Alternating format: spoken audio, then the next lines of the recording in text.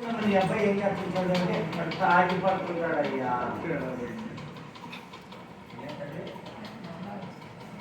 తాగి అట్లే పడుకుంటుంటే బతుకు పాపులు పోతుంటే ఇప్పుడు నేను ప్రార్థన చేసినా అది ఫలించుదా? మళ్ళీ ఇప్పుడు వాడు ఏం చేస్తాడు? మళ్ళీ ఇప్పుడు ఇంకొకటి ఏం చేస్తాడు కదా? సమాధానం అని ప్రకటించిన దైవజనుని మాటని ఏం చేయాలో గుడిసి చెప్పండి, గుడిసి పట్టుకోవాల. పట్టుకున్న దినాన ఐదా చెప్పిన దీనులన్నీ అట్టివాడు అనుభవించుదురు గాక. దక్కడేవాడిని దక్కడంటే పోలీసులు పడుతుంది తాగం చేయాలి అంటే దక్కటి సరిపోతాడు.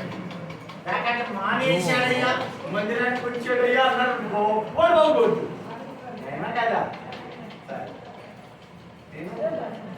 చిన్న ప్రార్థన చేసి మొన్న ఏదో కొంత వదిలేశాను కదా, ఒక వాక్యం 8 వారాలు వస్తుందో చూసారా? చిన్న ప్రార్థన చేస్తున్నాం.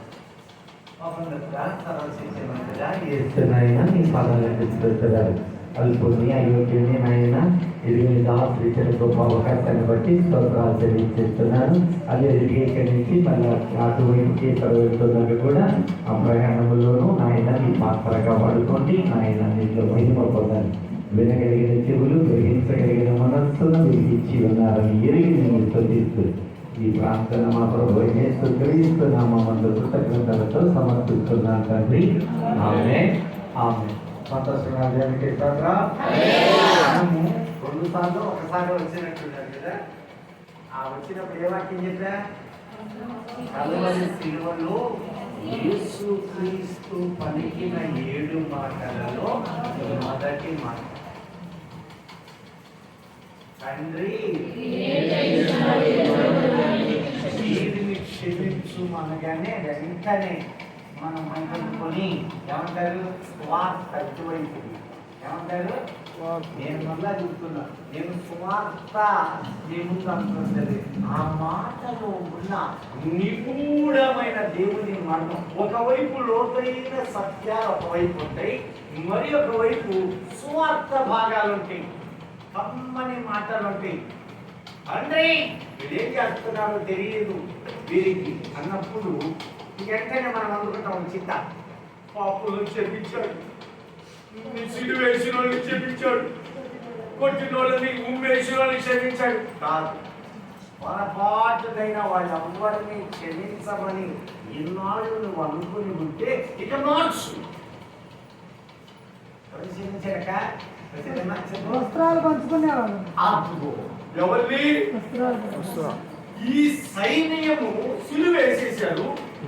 సిలువ వేసిన తర్వాత అదే సైనికులలో కొందరు ఆయన వస్త్రాలను ఇటువైపు తీసుకుని వచ్చి ఆ వస్త్రాలను ఇటువైపు ఉండేవాళ్ళు పంచుకుంటున్నారు. ఇటువైపేమో కొరడాతో కొట్టి సిలువ వేసిన వాళ్ళు, వీళ్ళు క్షమాపణలు పోలేదు, వీళ్ళు అవుతారనే గ్యారెంటీ లేదు. అయితే వీళ్ళు కూడా ఎప్పుడైతారో తెలుసా? వీళ్ళు కూడా ఏం చేయాలి? వస్త్రాలే పంచుకోవాలి. ఇప్పుడు నేను అడుగుతున్నా, మీరు ఆయన వస్త్రాలు పంచుకునే వాళ్ళు ఎవరు? పంచుకుంటున్నామని అనవలసిందండి. అపోస్తులు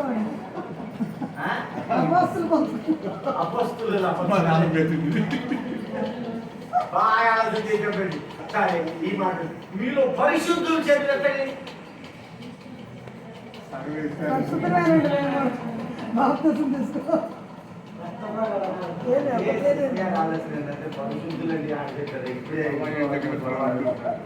యేసుక్రీస్తు వారే అన్నారు చర్చిలో, ఒక్కడు లేడు. ఆయన పిలుస్తున్నాడు. ఇక్కడే వ్యత్యాసం చూడండి. నువ్వేమంటున్నావంటే నేను పాపినయ్యా అంటున్నావు, ఆయన అంటున్నాడు పరిశుద్ధుడు. మొదటది పెట్టాడు, నా రక్తముతో ఆనాటి వరకు చేసిన పాపాలు, నీ పితరుల నుంచి వచ్చిన మోట అన్ని నేను పరిహరించి పరిశుద్ధురాలను పరిశుద్ధులను చేశానా? ఇప్పుడు మీరు ఎవరు? పరిశుద్ధులు చేయాలి. బాప్తిసం తీసుకున్నావా? మారు మనస్సు పొంది పశ్చాత్తాపడి క్రీస్తు యేసు రక్తములో కడగబడ్డామంటే ఈ పరిశుద్ధుడైన తర్వాత పర్లకానికి పోతామా లేదా? పరిశుద్ధుడైన తర్వాత పరదేశకు వెళ్తామా లేదా? ఇక్కడే తేడా వచ్చింది. మరకలు వస్తాయా లేవా? ఇప్పుడే గుడ్డి చేసుకొచ్చా 5 నెలలకి ఇచ్చాడు లేదా? యేసయ్య రక్తముతో కడగబడ్డావు, పరిశుద్ధత వచ్చింది. ఆ రోజు అబ్రహాముతో కూడా అంటాడు, అబ్రహాము అంటాడు, అయ్యా నేను దుమ్మునయ్యా. దుమ్ము పర్లా ధూళి ఇంకాడు అంటాడు. ఒక లేస్తుంది. కానీ దేవుడు ఏమంటున్నాడు అబ్రహాముని? వచ్చిందా? నేను దుమ్ముని దూడలేదు ఇంటి పక్క కాదు, అతడు దుమ్ముదుడే. కానీ నేను అతనిని నాకు స్నేహితుడని ఇచ్చానంటున్నాడు.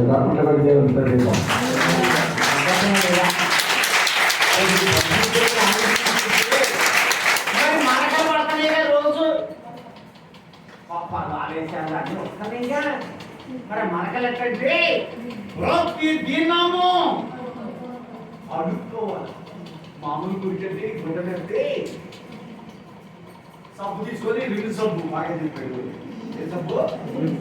2 సబ్బు రకరకాలవి. కానీ మీ ఆత్మలో ఉన్న మరక కడగబడాలంటే ఒకటి ఉంది, ఒక సబ్బు. దాని పేరు హిస్సోపు. దాని ఏంటది? హిస్సోపే. దేవుని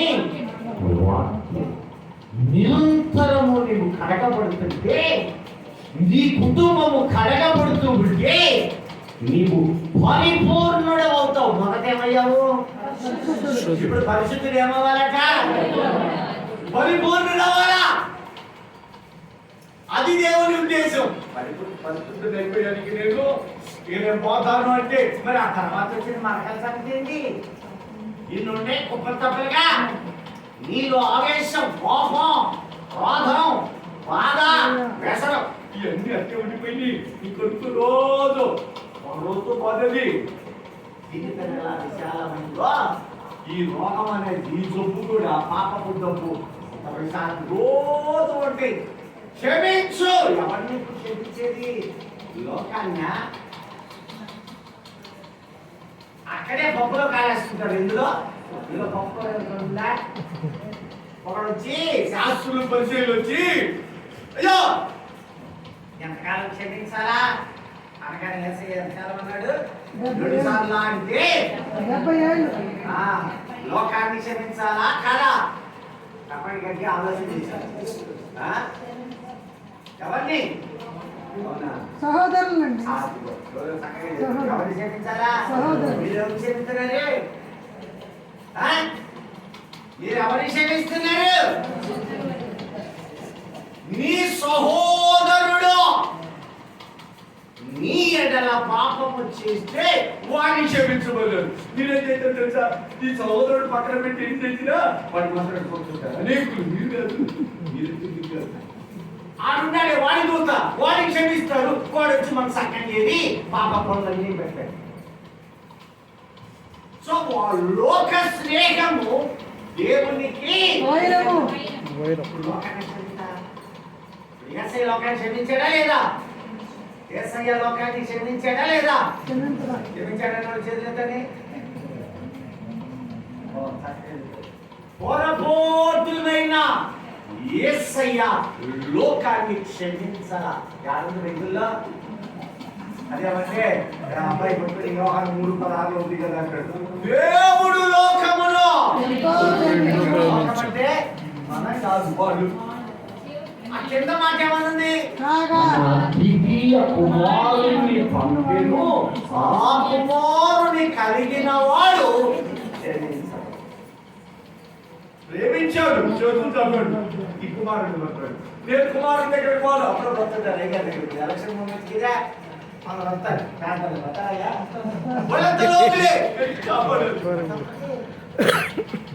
నాకు అర్థం కాదు. చేసాడు అనుకుంటే అనుకో, అనుకోవటం ఏముంది మనుషుల కదా. ఎవరైతే తన అద్వితీయ కుమారుని యందు విశ్వాసం ఉంచుదురో వారికి నిత్య జీవముపై ఆయనను పంపెను. ఇప్పుడు లోకం ఏం చేయాలా? ఏం చేయాలా? ఎవరిని? ఇప్పుడు యేసయ్యను ప్రేమించాడు, తన వారిని అంటే విశ్వసించాడే పరిశుద్ధుల్ని వేలని భక్తి గుండెలో ఉంటే ద్వారా నేను రానా అన్నాడంటే ఎవరి సంబంధి? లోకంలోని అక్కడ ఉన్నాయని అర్థం. నీ ఇంటికి దీనిని ఎందుకు రాకల్లా? ఇంటికే రాకల్లా. నువ్వు కన్నీళ్లు కారుస్తున్నావు. నీ కన్నీళ్ళు అర్థం దేవుడు అంటున్నాడు ఏ స్పష్టమైన మాట, నా యందు విశ్వాసం ఉంచిన వాడు చనిపోయినను నిత్య జీవం.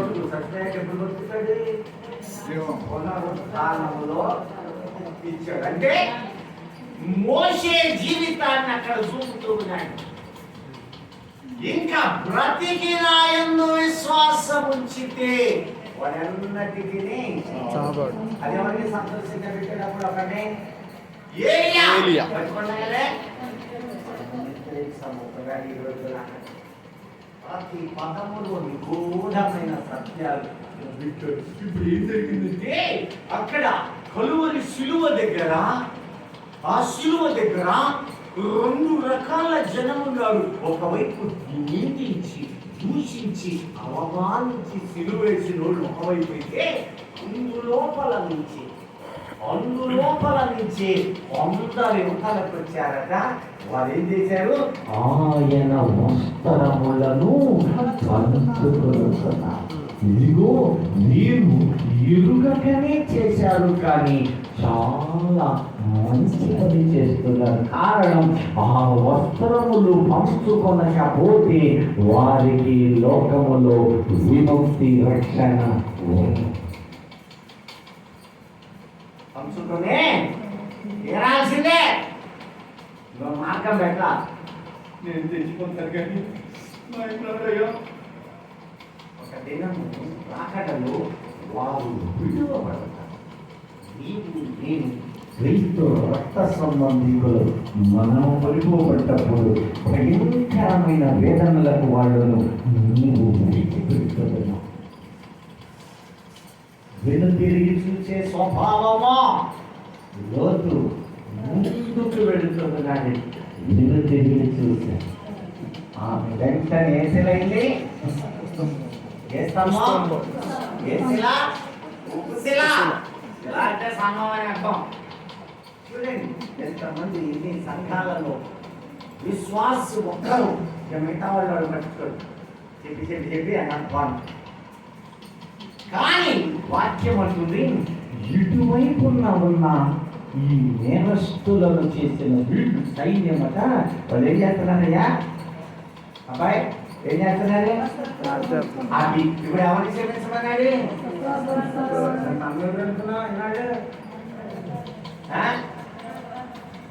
ఇప్పుడు ఈ వస్త్రాలను గురించి ఎవరు పంచుకుంటున్నారో వారే క్షమించబడదు. అప్పటిదాకా ఎస్ఐనే చూస్తున్నాడు, ఎప్పుడు పంచుకుంటారా అని. ఎందుకంటే మీరు అనొచ్చు అప్పుడు ఎప్పుడో పంచుకుంది ఇప్పుడు కూడా అని. కానీ కీర్తనలు 22:18 అక్కడ మీకు మళ్ళీ ప్రశ్న రాబోతుంది. పంచుకున్నారు అన్నాడా? ఎప్పటిదాకా? ఇప్పటిదాకేనా? రాక ఎవరు పంచుకుంటారు? వస్త్రాలేమో ఏం చేశారట? వస్త్రాలేమో కాకట్టుగా అడగలేకపోతున్నారు. తర్వాత అంగీకేమో చీట్లు వేస్తారు. మొత్తం ఎన్ని?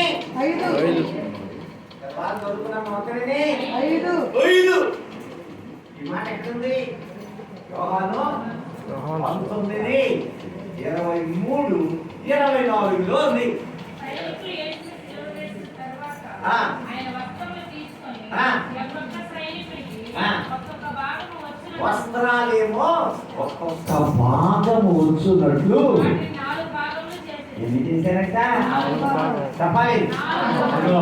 నాలుగు ఇది వచ్చింది. ఆ తర్వాత ఆయన అంగీ కూడా తీసుకొని ఆయన అంగి ఇప్పుడు ఎంత ఉంది?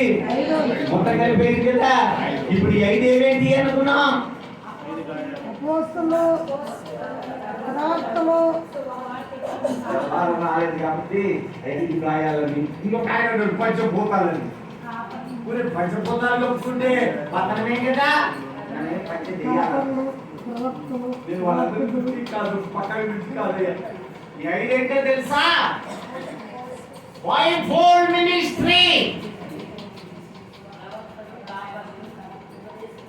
ఇప్పుడు చదవండి ఒకసారి. ఎఫెసీ 4:13 నుంచి 17 చూడండి. ఇప్పుడట ఈ ఐదు వస్త్రాలట ఆయన దేహమై ఉన్నదట. ఈ దేహము సంపూర్ణమవ్వాలి. ఈ దేహం ఎవరో కాదట, క్రీస్తు శరీరము.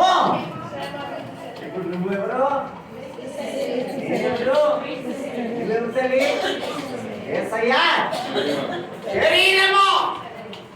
క్రీస్తు శరీరము. నువ్వు బాప్తిసం తీసేసుకున్నావు, రక్షణ పొందావు, మంచిది. అయితే నువ్వు పరిశుద్ధుడవే, పరిశుద్ధురాలవే. కానీ పరిశుద్ధులు ఏమవ్వాలి? ఇప్పుడు పరిపూర్ణం అవ్వాలి, సంపూర్ణులైతేనే సంపూర్ణత కావాలి. అక్కడికి వెళ్తాం. ఏమవ్వాలి? పరిశుద్ధులు అక్కడికి చెప్పాలి. ఎక్కలేదు అంటే నీకు ఇంకా ఎక్కలేదని. సంపూర్ణం అగినట్లు విసిరేసావుగా. నేను అడిగిన దానికి కూడా కనిపిస్తదు. దేవుడికి స్తోత్రం. మరొకసారి హల్లెలూయా. ఈ క్రీస్తు శరీరమైన అవయవాలు, నా దేహములు, నా వేలు ఒకటి, కన్ను ఒకటి, ముక్కు ఒకటి అన్నట్టు ఆయన సంఘము అనబడి ఈ శరీరములో మనం మాట్లాడతాం. ఆ పార్ట్గా ఉన్నది ఎదగాల లేదా? మీరే ఒక అభిప్రాయం తెచ్చారనుకో, పని రారాది. ఏమమ్మా ఏంటంటే పక్క అభిప్రాయలేదయ్యా, ఏదో చెప్తారు అంటే అవయవం ఇప్పుడు అది క్షేమాభివృద్ధి పొందిందంటే ఎదిగినట్టు లెక్క. అంతేనా? ఈ సంఘము, ఈ ప్రజలు క్షేమాభివృద్ధి పొందాలని 5 వస్త్రములు అక్కడ కనపడతండి. ఈ 5 వస్త్రములు పంచుకునే వరకు అక్కడ ఆగి, ఎప్పుడైతే వారు పంచుకుంటున్నారో అప్పుడు అంటున్నారు, మీరేం చేస్తున్నారు? ఎరుకపై ఏం చేశారు? సిలువేసి మంచి పని చేశారు. అది సిలువేయకపోతే నేడు రక్షణమన్నట్టు లేదు. కనుక వీరు ఆ వస్త్రములు 5 పంచుకున్నారయ్యా, వారిని క్షమించు, వారినే క్షమించు, వారు మాత్రమే క్షమార్హులు. స్పష్టంగా సిలువ మీద మొదటి మాట పలుకుతుంటే ఇంకొక మార్గము లోకమునకు.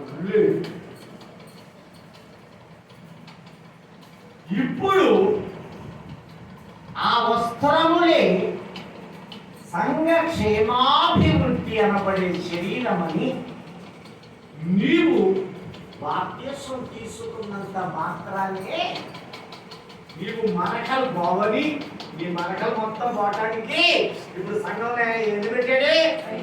మొదటిది అపోస్తుల పరిచర్య. ఆ రోజు 12 మంది ఏం చేశారు తెలుసా? ఇందులో ఉన్న మాటలను ఇప్పుడే నేను రాగానే చూస్తున్నాను కదా.